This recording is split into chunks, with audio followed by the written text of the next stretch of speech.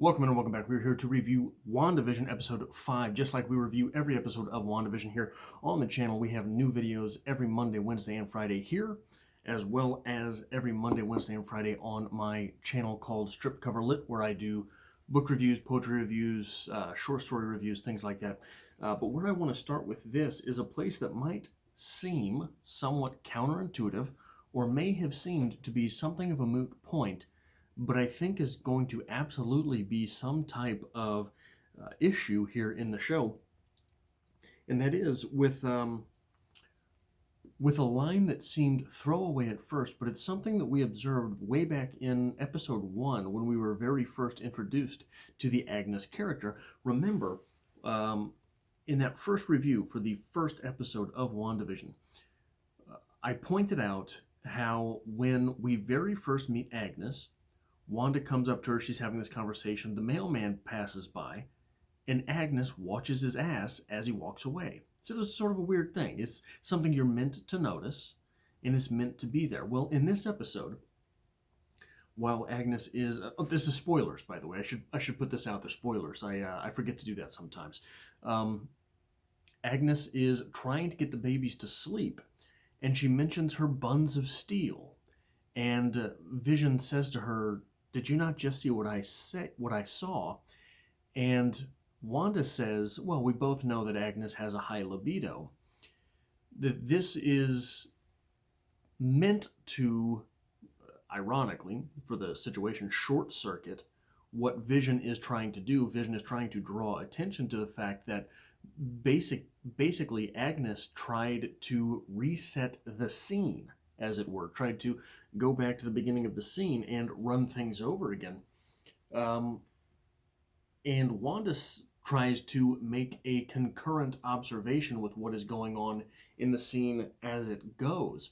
However, it's not just a throwaway observation. This is something that we have noticed time and again with Agnes's character, that she does make sexual comments. She does seem to be preoccupied with something sexual. And she, for example, Ralph is better in the dark. Ralph looks better in the dark. What the hell is going on with my glasses here?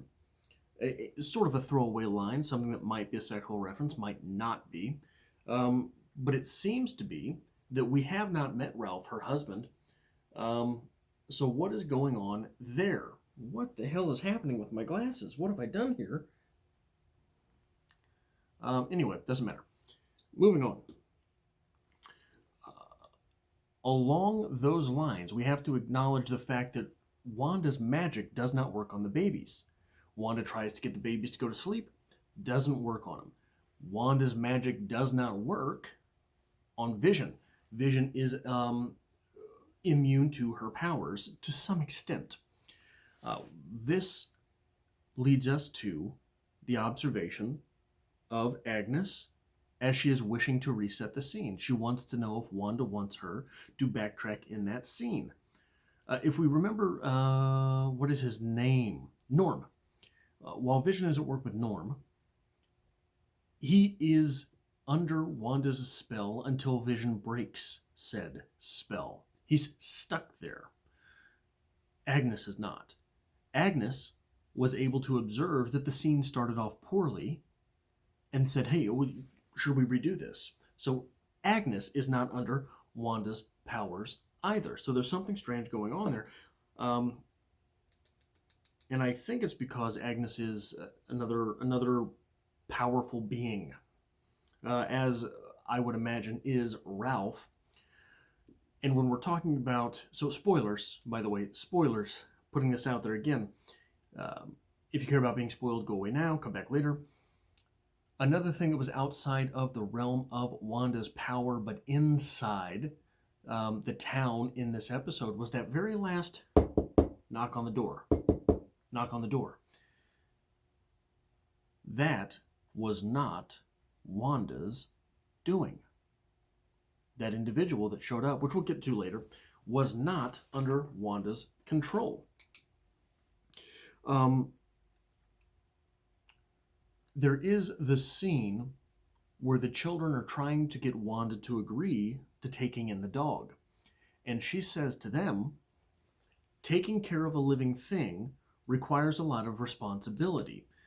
Feeding and watering and taking him out and yada, yada, yada, yada, yada, yada, yada, yada, yada. She goes on to list a bunch of things that you don't have to do for Vision. Vision being the only living thing that Wanda brought into the town. I think that is a necessary observation to maintain. Wanda listing those responsibilities that she seems to forego. She seems to forego them because she has this little breakdown at the end of the episode when Vision is confronting her, and she says to him, do you think that I make everyone walk their dog and make everyone get to their dentist appointment on time and yada, yada, yada, yada, yada, yada? We're still waiting to see if it is her doing that. We're still waiting to see if there is some other agent at play. I think it's Mephistopheles. I think what is going on there is that there is another agent at play manipulating a lot of the things that help lull Wanda to sleep inside her own reality. Which, by the way, I can't remember his name, the director guy that Darcy says is a dick, tries to say is a dick, but we cut away before she says the actual word. The director guy's absolutely right. If you can get that thing in there and you can put Wanda down, you have to do it. She is holding an entire town hostage. This is a hostage situation. I don't care about the little get 'em girl speech that we're given to where we're reminded that she has allies and yada, yada, yada. No, if you get in that situation and all these people are in pain, you go ahead and you kill Wanda. That's what you've got to do. So it was interesting to see that point made, and to see that point made and villainized.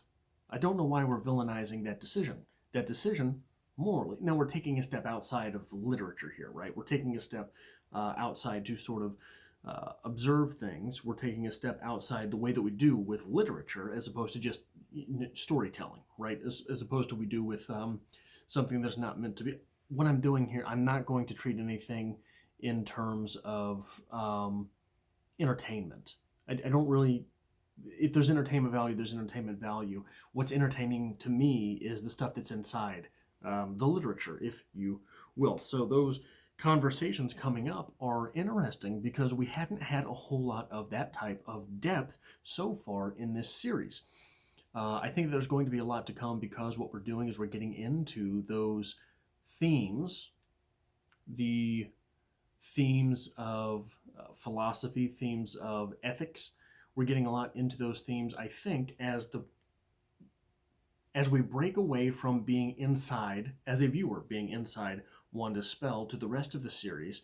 If you notice, a lot of this episode, not quite as much as last week, but a lot of this episode takes place outside of the hold of Wanda's control.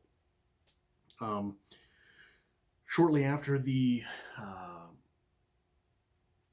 scene where Wanda goes and confronts the entire operation, and the director guy gets all those guns pointed to him instead of at Wanda, we get a commercial. We haven't had a commercial for an episode. We get a commercial for Lagos paper towels.